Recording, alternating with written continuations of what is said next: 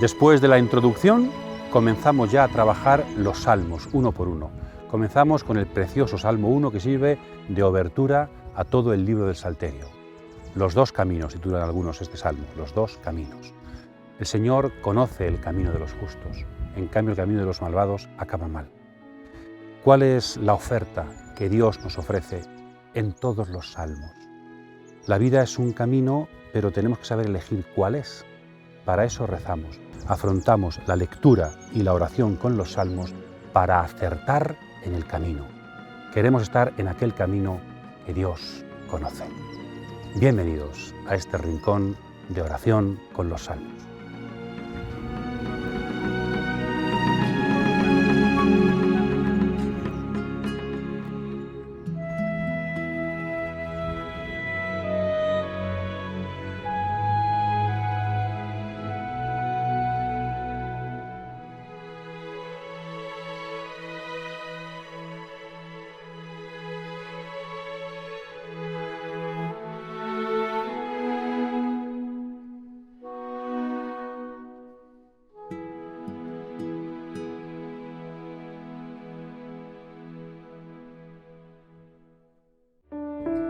Feliz el hombre, que no sigue el consejo de los malvados, ni se detiene en el camino de los pecadores, ni se sienta en la reunión de los impíos, sino que se complace en la ley del Señor, y la medita de día y de noche.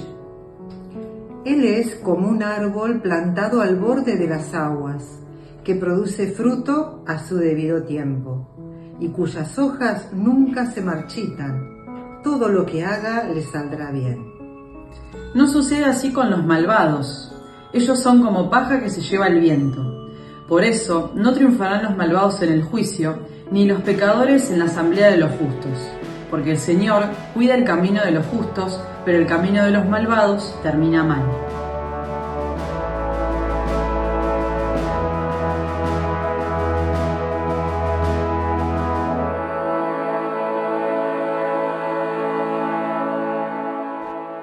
Después de haber tenido unos vídeos de introducción al Salterio, a todos los salmos, vamos a comenzar ahora a trabajar algunos de los salmos y os invitamos a hacerlo desde la perspectiva de la lección divina. Aquí daremos algunas claves, sobre todo de lectio, es decir, del sentido más o menos literal del salmo, también leído desde el Nuevo Testamento. Quizá podemos dar algún pequeño matiz para la meditación, cómo aplicar este salmo a cada una de vuestras vidas, pero quien tiene que hacerlo sois vosotros. Después, una vez que hemos visto el vídeo, que hemos leído el salmo, ahora el Señor con esto, ¿qué me está diciendo en este momento? Porque es muy personal lo que Dios nos dice a cada uno de nosotros y a cada una de nuestras comunidades. Después respondemos con la oratio, como ya explicamos, y después desde ahí, si el Señor nos ayuda, una nueva visión de la realidad desde esta oración. En este caso, con el Salmo primero, el Salmo 1. El Salmo 1 no tiene título, y el 2 tampoco. Seguramente se ha compuesto de manera adecuada y aposta para servir de introducción a todo el Salterio.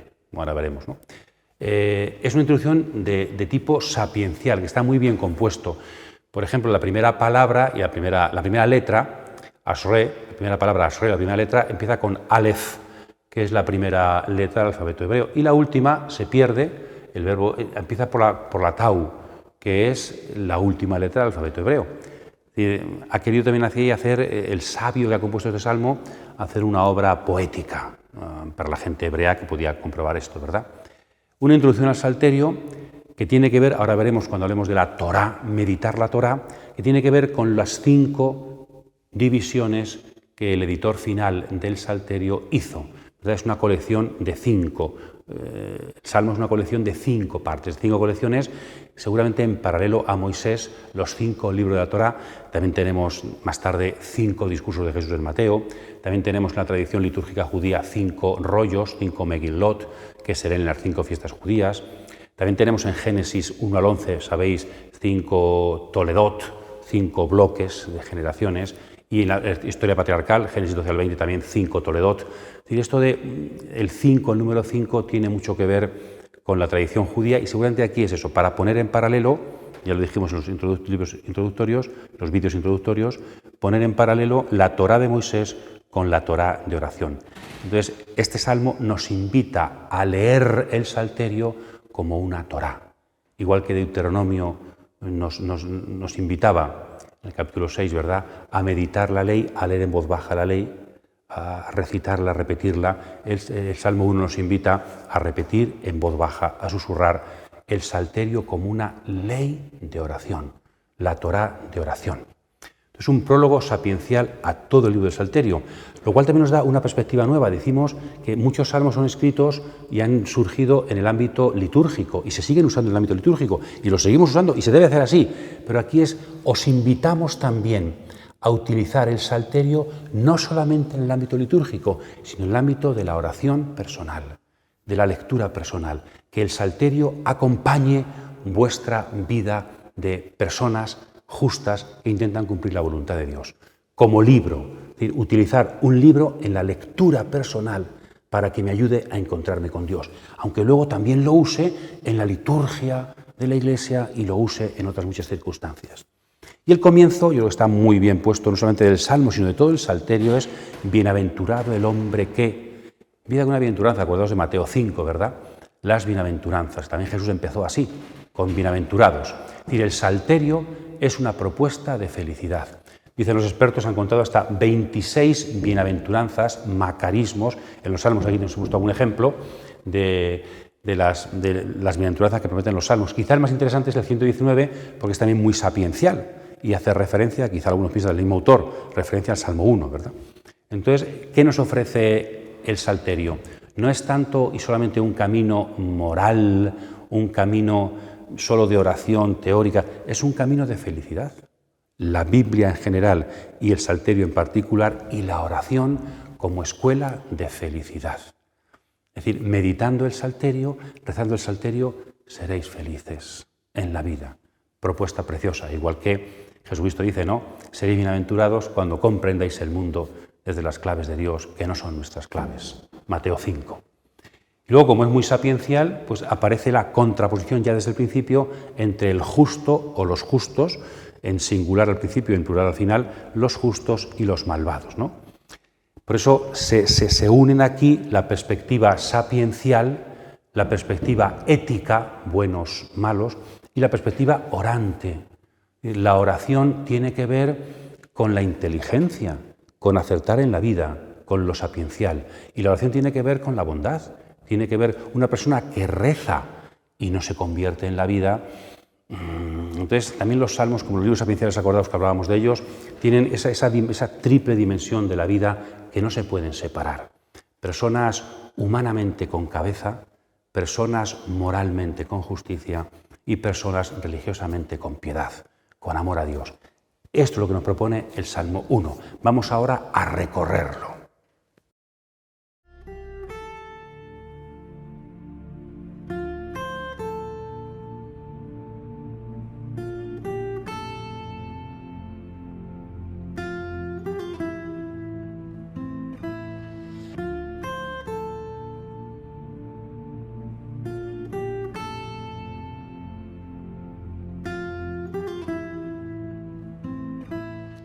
En el comentario de los Salmos del padre Shekel cita a Gregorio de Nisa, os acordáis, la Colucía, y dice sobre el Salmo 1. El Salmo 1 es una especie de introducción a la filosofía espiritual que nos persuade a alejarnos del malvado o del mal y a acercarnos al bueno o al bien. Una introducción a este camino espiritual que es el Salterio. Vamos, como hemos dicho, a recorrer este salmo, que podríamos, no sé si en estrofas o en ideas, porque algunas estrofas son más grandes que otras, dividir en 4 pasos o 4 momentos, ¿no? Comienza, hemos dicho, dichoso el hombre que. El hombre. No se habla, como buena perspectiva sapiencial, no se habla del israelita, no se habla del miembro del pueblo elegido, sino que se habla de toda persona, ¿no? La palabra es varón, haish, pero se puede aplicar varones, mujeres, a toda persona, ¿no? Dichoso aquel que no es el israelita, sino que es una perspectiva universal. Se ofrece un camino, en el fondo todos seremos felices si en el Salterio pues, aprendemos a rezar, ¿verdad? Si aprendemos a rezar.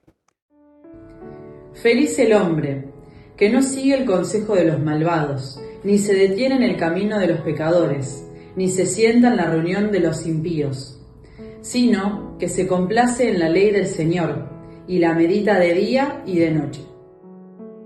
Entonces tenemos la primera estrofa sería larga, una definición en negativo y en positivo de lo que debe hacer el hombre para ser feliz, de cuál es el camino del justo.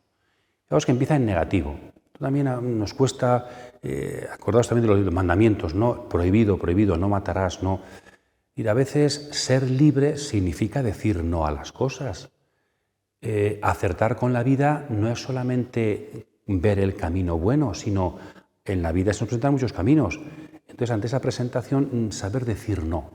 Primero, definición en negativo, como si fuera esa pedagogía del aprended para ser libres a decir no a las seducciones. Acordaos de Jesucristo en su vida pública. También comenzó su vida pública diciendo no al diablo, ¿no?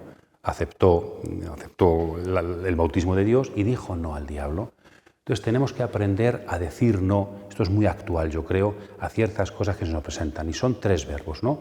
3 verbos es un salmo muy poético y muy poquito extraños y increciendo, porque dice, el que no anda, caminar por el consejo de los impíos, de los malvados, siempre es de los malvados, ¿no? O de los cínicos, al final. Por un consejo no se anda. En cambio, no se detiene en el camino. En un camino no te detienes, sino que andas. Esto sí, en la junta, en la reunión de los no se sienta. Pero hay como una especie de contraposición entre el verbo y el objeto, ¿no? Pero yo creo que eso también es una forma paradójica de presentar las cosas porque nos habla más allá de un camino físico y más allá de un detenerse físico. Entonces, fijaos que hay un increscendo, ¿no? Andar, uno va andando por la vida, se detiene y se sienta. Un poquito de imaginación, ¿verdad? Mirad a una persona, va por la calle y ve a un conjunto de personas ahí. Bueno, ya uno va andando, pasa de lejos, entonces ya acercarse a los malvados es un peligro. Pero si encima me detengo, el peligro se hace mucho mayor, muestro interés. Pero si encima ya además me voy con ellos y me siento, imaginaos un grupo de gente criticando y yo ya oigo, me interesa, si luego sigo para adelante, bueno, pero si además de detenerme después me siento ya con ellos, me hago partícipe de su pecado. Es ese increscendo, ¿verdad? Pasar por un sitio de malvados, cuidado con ello. Detenerte, ya peor todavía. Ir y sentarte, lo peor que puedes hacer. Esa pedagogía, ¿verdad?, es muy interesante, que incluso hoy yo a veces pienso en la aplicación, algunas claves para la meditación, ¿verdad?, para la aplicación. Hoy en día esto se puede hacer hasta solo. A veces uno piensa, con perdón y siempre con matices, ¿no?, pero la televisión, el móvil, a veces buscas y encuentras reuniones de cínicos. Hay programas que no son sino crítica de los demás, sacar trapos sucios de gente. Cogemos el mando, nosotros solos, y vamos poniendo y participamos del consejo de los impíos. Y participamos de la reunión de los cínicos. Y como dice nuestro adagio, ¿verdad?, nuestro proverbio, dime con quién andas y te diré quién eres. Si yo me siento a participar tranquilamente pues, de esas críticas, de esa negatividad, al final eso me influye y me hago partícipe. Bueno, pues ser capaces de decir que no también al mando y también a ciertas reuniones de internautas o ciertas reuniones que son reuniones de cínicos. Tenemos que aprender a decir que no a todas esas cosas. Cínico, decía el padre Shekel, ¿no?, que es, citando a Oscar Wilde, creo que era, es aquel que conoce el precio de todas las cosas, pero el valor de ninguna. Me acuerdo cuando nos lo explicaba allí, ¿verdad?, en el bíblico, muy bonito. Entonces ya es lo que tenemos que evitar, intentar evitar. Claro, el problema de esto, diría también otro gran exegeta, maestro nuestro, Norbert Loffing, ¿verdad? Entonces, ¿qué hace? Estamos solos. El justo está abocado a estar solo. De hecho, aquí aparece el justo, el hombre en singular, y los cínicos, los necios en plural. De alguna forma, el camino de la felicidad, el camino de la justicia, es un camino de singularización, de personalización y, por tanto, de soledad. Norbert Loffing, este exegeta, titula el Salmo no los dos caminos, como nuestras vidas, sino la soledad del justo. ¿Estaría bien puesto ese título? Pensadlo, la soledad del justo. Si no me junto, porque lo que más abunda en la vida son consejos, reuniones de gente, incluso a veces también dentro de la Iglesia. Personas, yo he oído a veces a los compañeros decir, es que criticar une mucho. Lo dicen en broma, eso es mentira, evidentemente. Nunca la crítica, nunca el mal une, nunca hace amigos. Puede hacer eso, pues, secuaces, pero amigos, cómplices, pero amigos no. Entonces, ante esa soledad, ¿qué tiene que hacer el justo? Pues el salmista ofrece llenar la soledad del justo de la palabra de Dios. ¿Qué es lo que tengo que hacer si tengo que apagar el aparato que me dice reuniones de cínicos? Tengo que abrir el libro de la Torá y poner a leerlo. Dichoso el hombre que llena su soledad de la Torá. Como hemos dicho antes, la Torá puede referirse a los 5 libros del Pentateuco, puede referirse, aplicarse en sentido amplio a toda la Biblia o al libro de espiritualidad, que se refiere, yo creo sobre todo, hablando de los 5 libros en que está dividido el Salterio, a la Torá de oración. Es una introducción a la lectura personal del Salterio. El que ha compuesto el Salmo, precioso, nos ha dicho: os ofrezco un camino de felicidad que acompañe vuestra soledad para haceros hombres justos según el corazón de Dios. Esto es el Salterio desde el punto de vista del editor del Salterio que ha compuesto el Salmo 1 o que ha utilizado el Salmo 1 para introducirlo. Se complace.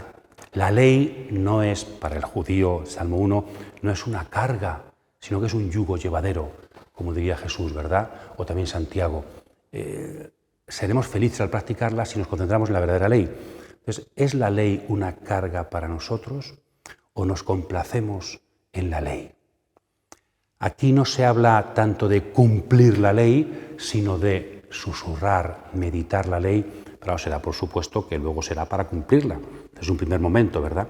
Aquí se subraya más que el cumplimiento de la ley, se subraya el hacernos amigos de la ley, que las palabras de los salmos, de la oración, se conviertan en el fondo que llena nuestra mente y nuestra imaginación, ¿no?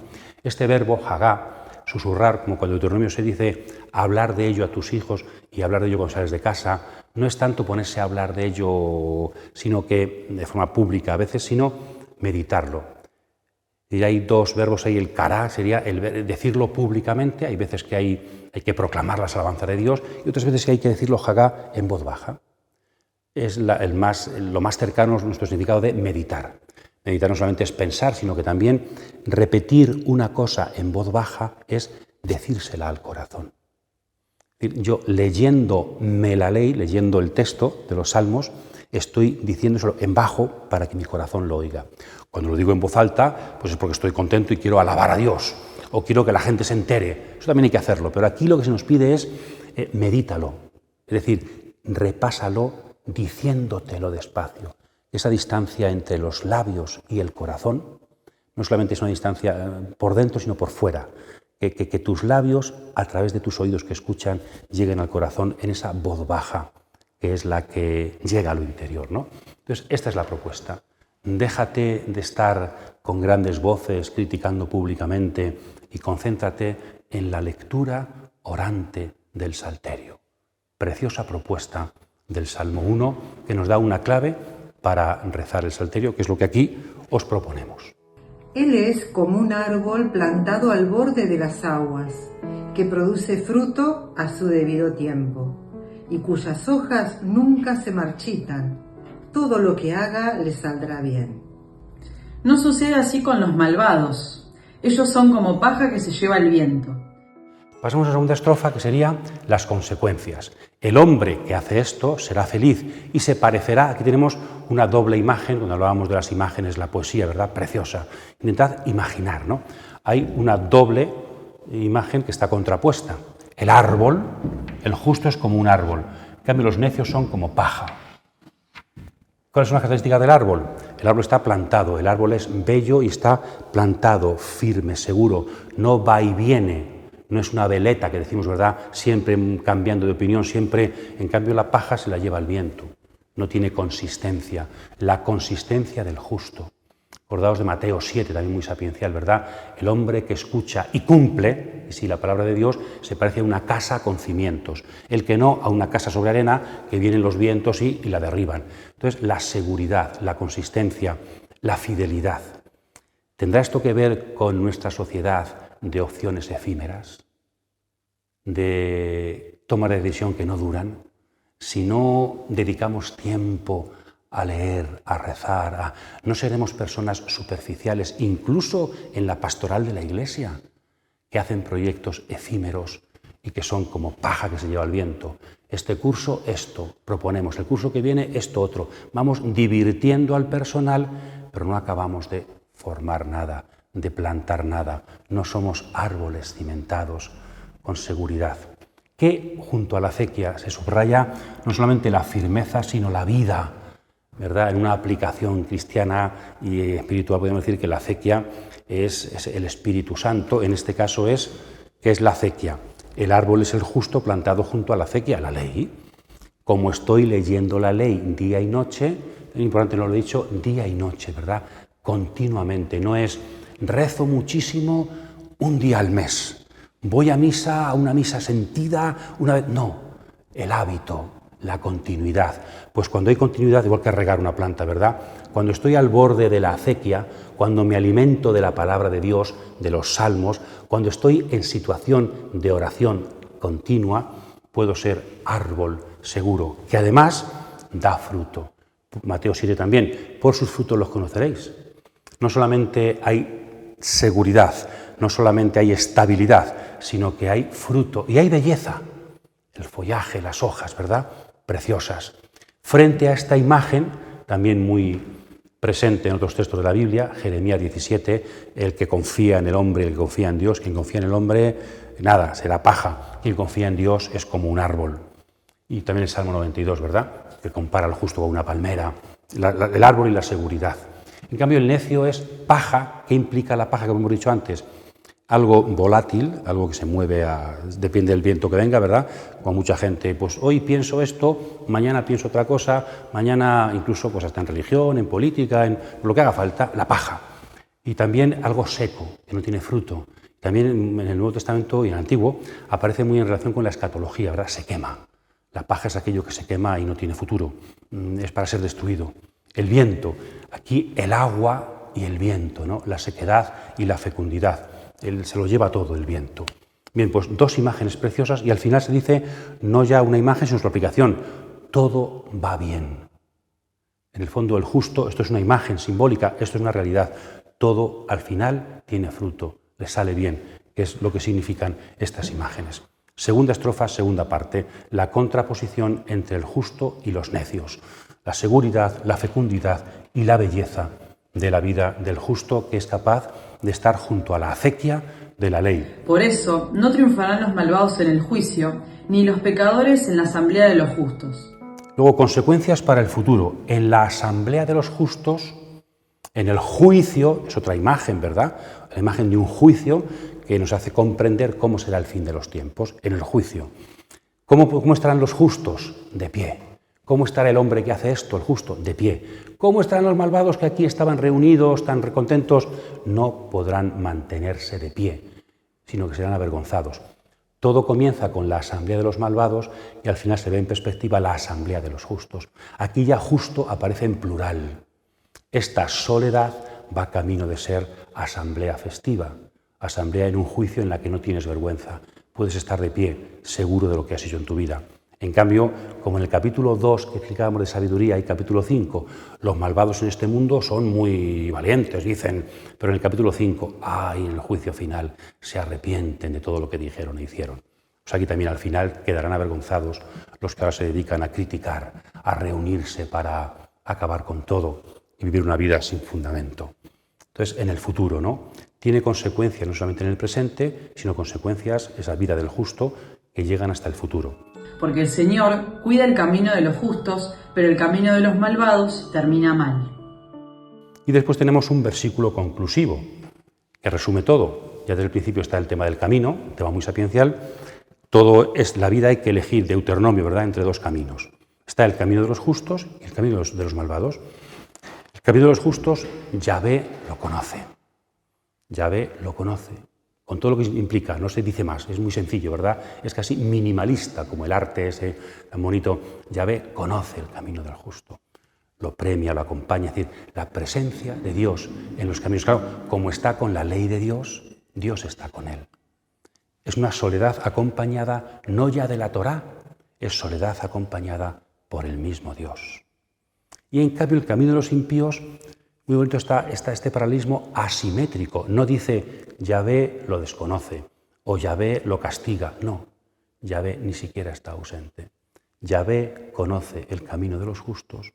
El camino de los malvados se pierde por sí mismo. Yahvé ni está, ni siquiera para castigar, ni está. Es la presencia y la ausencia. Es la clave de todo esto, ¿verdad? La presencia de Yahvé a través de la Torá, porque hemos rezado con ella, y la ausencia de Dios en el camino de los malvados. ¿Es compatible una vida de justos con la falta de oración? Seguramente no. Y tenemos una de las consecuencias de una vida de oración, para la cual hay que decidir estar muchas veces en soledad, es la vida justa con un futuro que tiene que ver con la asamblea de los justos y una vida acompañada por la presencia de Dios.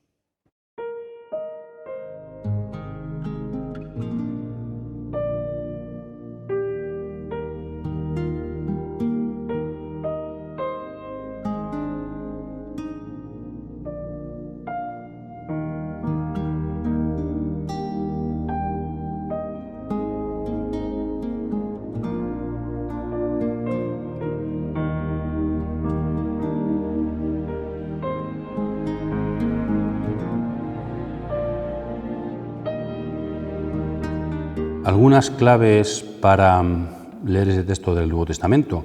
Quizá lo más sencillo sea pues, los dos caminos. El camino, Juan 14:6, yo soy el camino, la verdad y la vida.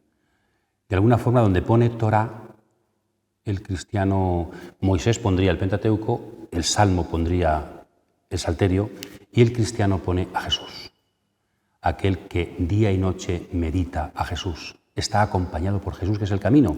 Pero ¿cuál es un medio para estar acompañado de Jesús? El Salterio, el libro de los Salmos. Entonces, yo soy el camino, ¿verdad? También hemos hablado en Mateo 7, ¿verdad? Ese doble estilo de personas con fundamento y sin fundamento. Escuchar y cumplir la voluntad de Dios. Desde aquí se puede leer. O también algunos lo aplican desde el árbol, la imagen del árbol, pues el árbol de la vida es tu cruz, oh Señor. Jesucristo es un árbol plantado de una forma muy distinta, ¿verdad? Clavado en la cruz. Muerto para siempre, no se echa para atrás, ha entregado su vida del todo, diría la carta a los Hebreos, y por eso resucita en la asamblea de los justos. Él es aquel que preside la asamblea de los justos. Entonces también leer este salmo desde la perspectiva del árbol y la cruz de Jesús. También se puede hacer otra aplicación, decíamos antes, un poquito, ya no tanto el Nuevo Testamento, sino en sentido amplio espiritual, ¿no? Jesucristo es el camino, la acequia es el espíritu, entonces el justo es aquel que, unido a Jesucristo, que es la palabra, y regado por las aguas del espíritu, va produciendo en su vida frutos de bienaventuranza y frutos en los demás. ¿Tendrá nuestra Iglesia a veces poco fruto en su pastoral porque hay poca oración? ¿Nos faltará cimiento y nos faltará belleza como el justo porque nos falta oración? Es una invitación preciosa a hacer oración desde el libro de los Salmos. Y quizá para ello tenemos que plantearnos, ¿a qué tengo que renunciar? ¿A qué reuniones de malvados o conversaciones de cínicos, en qué reuniones no debo participar? Sin juzgar a nadie, no. Pero sencillamente sé que yendo allí no me alimenta, no voy a crecer. Y luego, quizá también, ¿no? A veces estamos en muchas reuniones, no solamente de cínicos, a veces hay muchas reuniones de buenas personas, reuniones pastorales, pero no hemos multiplicado las reuniones y hemos quitado cada vez más tiempo para la soledad orante. No hay que renunciar no solamente a veces a las reuniones de malvados, sino también a ciertas reuniones de justos, para poder dedicarnos a Dios, a la ley, a Cristo, a beber agua de la acequia. Bien, os invito a releer otra vez el Salmo con estos ecos y dejar que Dios, a través de una palabra, a través de una expresión, a través de una imagen, ¿no? La paja, el viento, el fruto, el árbol, pues os hable. No tiene que hablaros por qué de todo el Salmo, sino desde una palabra, a lo mejor es la clave para que hoy el Señor me diga lo que quiere de mí. Quizá de todos quiera, no lo sé, quizá al menos que recemos un poco más. Que que dediquemos más tiempo a la soledad acompañada de Jesucristo y la palabra, que utilicemos la Biblia también en soledad, no solamente para formarnos y aprender cosas, sino para repetirla, orar, y que de esa forma vaya formando parte de nuestro corazón y nuestro lenguaje interior, que nos ayuda a interpretar las cosas desde Dios. Rezar la palabra, rezar los salmos. Eso es lo que desde aquí os proponemos con todo el corazón, convencidos de que es un camino de felicidad.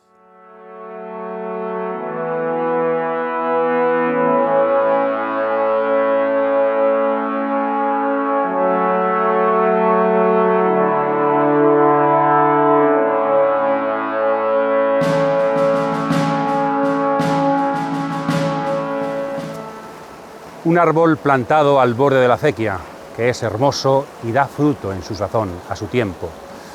Para esto rezamos, para estar siempre junto al torrente precioso de la palabra y recibir las refrescantes aguas del Espíritu. De esta forma nuestra vida transmitirá la belleza de Dios y podrá dar frutos en este mundo que necesita a Dios y su amor. Feliz oración, feliz trabajo, que seamos recios como el árbol y transmitamos fruto, frescura y belleza. Feliz semana a todos.